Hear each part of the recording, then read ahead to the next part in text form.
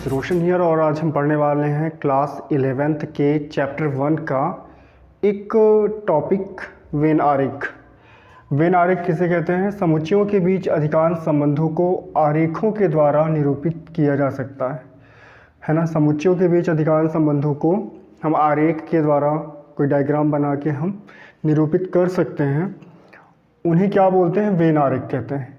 When आरेख का नाम अंग्रेज तर्कशास्त्री जॉन वेन के नाम पर रखा गया है। किसके नाम पर? अंग्रेज तर्कशास्त्री थे जॉन वेन। इन आरेखों में आयत और बंद वक्र सामान्यतः वृत्त होते हैं। इन आरेखों में क्या क्या रहता है? आयत रहेगा और बंद वक्र क्या होते हैं? सामान्यतः वृत्त होते हैं। किसी सार्वत्रिक समुच्चय को प्रायः आयत द्वारा और उसके उप समुच्चयों को प्रायः एक वृत्त द्वारा प्रदर्शित करते हैं। मतलब सार्वत्रिक समुच्चय यदि शो करते हैं तो किससे? आयत के द्वारा, और जो उसके उप समुच्चय होते हैं उनको वृत्त के द्वारा शो करते हैं। यहाँ पे एग्जांपल मैं एक देता हूँ। हमारे पास एक समुच्चय है, ठीक है, ए ले लेते हैं मान लो। उसमें एलिमेंट हैं 1 2 3 4 5 6। एक बी हमारे पास इसी का उप समुच्चय है 1 2 3, उसमें एलिमेंट हैं। सी एक है, उसमें 2 3 4 है। तो कैसे शो करेंगे? जो बड़ा वाला हमारा समुच्चय है उसको आयत से, मतलब ए को हम शो करेंगे इस आयत से, जो ये दोनों उपसमुच्चयों को अंतर्विष्ट करता है। इसलिए क्या हो गया? ये सार्वत्रिक समुच्चय हो गया ये दोनों के लिए, है ना। इसमें क्या क्या है? 1 है, 2 है और 3 है ना, फिर 4 है, 5 है, 6 है। तो जो इसके उप समुच्चय हैं उनको वृत्त से शो करते हैं। इसका मतलब जैसे बी में क्या है? 1 2 3, तो ये एक वृत्त हो गया, है ना। और सी में क्या है? 2 3 4, तो ऐसे ही एक वृत्त और ऐसा बना सकते हैं, ठीक है। तो इस तरह से अब वृत्त यहाँ पे थोड़ी टेढ़ा बन गया है क्योंकि एलिमेंट मैंने यहाँ पे लिया है। यहाँ लिया होता तो थोड़ा सा यहाँ पे ले सकते हैं, कोई दिक्कत नहीं। देखो यहाँ पे ले लेते हैं तो थोड़ा सा ये हमारा जो वृत्त है ये अच्छे से गोल बन जाएगा, है ना। 4 यदि यहाँ पे ले लेते हैं तो ये, ठीक है। तो इस तरह से हम वेन आरेख का प्रयोग करके किसी समुच्चय को प्रदर्शित कर सकते हैं। Okay, hello everyone, this is Roshan here और अभी हम पढ़ने वाले हैं। देखिए, इसके पहले जो टॉपिक हमने डिस्कस किया था वो क्या था? समुच्चय के अंतर्गत का ही टॉपिक था वेन आरेख। क्या था वो? वेन आरेख। किस तरह से वेन आरेख का यूज़ करते हैं। ओके, अभी हम पढ़ने वाले हैं यूनियन ऑफ सेट्स, समुच्चयों का सम्मिलन, ठीक है। तो ए यूनियन बी, समुच्चयों के सम्मिलन को कैसे दिखाते हैं? ए यूनियन बी ऐसे दिखाते हैं, ठीक है। एग्जाम्पल के माध्यम से मैं समझाता हूँ आपको। देखिए, जैसे हमारे पास एक सेट है ए, इसमें एलिमेंट है 1 2 3 4, और एक सेट हमारे पास है बी जिसमें एलिमेंट है 5 6 7। तो यदि हम यूनियन निकालते हैं, सम्मिलन निकालते हैं, तो उसमें क्या आ जाएंगे? जो सेट ए के एलिमेंट हैं ये आ जाएंगे और साथ में सेट बी के एलिमेंट भी इसमें आ जाएंगे। तो ये कहलाता है ए यूनियन बी। ओके, समझ में आ गया ना? ओके, चलिए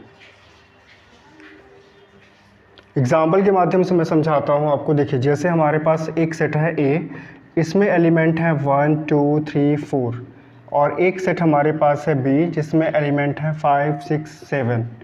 तो यदि हम यूनियन निकालते हैं, सम्मिलन निकालते हैं, तो उसमें क्या आ जाएंगे? जो सेट ए के एलिमेंट हैं ये आ जाएंगे और साथ में सेट बी के एलिमेंट भी इसमें आ जाएंगे। तो ये कहलाता है ए यूनियन बी।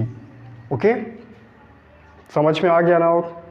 सम्मिलन, ठीक है। तो ए यूनियन बी, समुच्चयों के सम्मिलन को कैसे दिखाते हैं? ए यूनियन बी ऐसे। देखिए, अभी इसके पहले हमने वेन आरेख पढ़ा था, अब हम पढ़ते हैं यूनियन ऑफ सेट, समुच्चयों का सम्मिलन, ठीक है। समुच्चयों के सम्मिलन को हम दिखाते हैं ए यूनियन बी। इस साइन का प्रयोग करके हम दिखाते हैं। इसको पढ़ते क्या है? ए सम्मिलन बी। जनरली हम क्या पढ़ते हैं? ए यूनियन बी, ठीक है। सम्मिलन की संक्रिया के कुछ गुणधर्म। संक्रिया मतलब आप जैसे जानते हैं किसी संख्या के लिए संक्रियाएं क्या क्या यूज़ कर सकते हैं हम? जोड़, घटाना, गुणा, भाग, ठीक है। अब वैसे ही समुच्चय के लिए भी हम कुछ संक्रियाओं का प्रयोग करते हैं। जैसे ये संक्रिया आपको पता होना चाहिए कि हमारा समुच्चय किन संक्रियाओं का पालन करता है, ठीक है ना। तो A यूनियन B बराबर होता है B यूनियन A के, मतलब क्रम विनिमय गुण का भी पालन करता है। मतलब किसी सेट, हमारे पास दो सेट हैं, एक सेट A है, दूसरा सेट B है, और जब इनको आगे पीछे करके यूनियन निकालेंगे या पीछे आगे जैसा भी करके यूनियन निकालेंगे तो वो यूनियन जो मिलेगा वो क्या होगा, बराबर होगा, ठीक है। साहचर्य नियम का भी पालन करता है। मतलब हमारे पास तीन सेट हैं A, B और C। यदि हम पहले दो सेट का यूनियन निकाल लें, उसके बाद हम C सेट के साथ यूनियन निकालें, या पहले हम B और C का यूनियन निकाल लें, उसके बाद हम A के साथ यूनियन निकालें, तो जो हमको मिलेगा वो बराबर होगा। ये साहचर्य नियम है।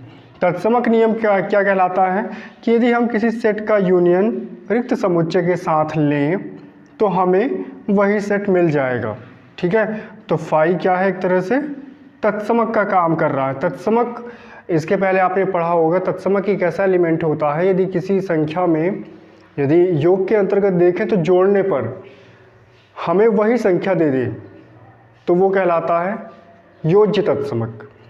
वैसे ही यहाँ पे फाई तत्समक कहलाएगा, क्योंकि फाई का यूनियन जब A के साथ निकालते हैं तो ही A मिलता है। ऐसे ही A का यूनियन A के साथ निकालेंगे तो A ही मिलेगा। ये वर्ग सम नियम कहलाता है। और सार्वत्रिक समुच्चय का जब किसी सेट A के साथ यूनियन निकालेंगे तो हमको सार्वत्रिक समुच्चय ही मिलेगा। इसे U का नियम कहते हैं। समझ में आ गया आपके? समझ में आ गया, बताया करिए। ओके, अब हम इसके बाद का टॉपिक डिस्कस करते हैं। देखिए, अभी समुच्चयों का सर्वनिष्ठ कैसे शो करना है इंटरसेक्शन ऑफ सेट्स। जैसे A इंटरसेक्शन B है ना, तो X जिसमें X बिलोंग्स टू A और X बिलोंग्स टू B, इसका मतलब क्या होता है? देखिए, इंटरसेक्शन को हम कैसे शो करते हैं, ये उल्टा यूज है। इसका मतलब है कि जो एलिमेंट A में है वो एलिमेंट B में भी है, ठीक है। मतलब हमने कॉमन एलिमेंट लिया है और जो कॉमन एलिमेंट होगा वो A इंटरसेक्शन B का एलिमेंट होगा। ओके, ये समझ में आ गया आपको? एग्जाम्पल के लिए, जैसे हमारे पास एक सेट है A, यहाँ पे एलिमेंट है 1 2 3, और एक सेट हमारे पास B है जिसमें एलिमेंट हैं 2 3 4, ठीक है। तो जो A इंटरसेक्शन B होगा वो ऐसे एलिमेंट का सेट होगा जिसमें A के भी एलिमेंट होंगे और B के भी।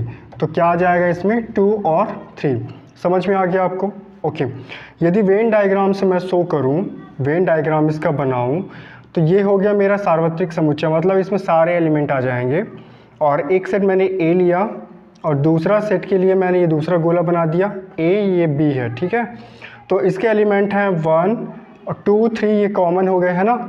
इसमें क्या है, 4 2 3 4 B के एलिमेंट हैं। तो जो कॉमन है ना, ये किसको शो कर रहा है? ये कॉमन वाला पार्ट A इंटरसेक्शन B को। किसको कर रहा है? A इंटरसेक्शन B को। समझ में आ गया? अब यदि मैं इसी में यूनियन की बात करूं, यूनियन निकालना है हमको, क्या निकालना है? यूनियन।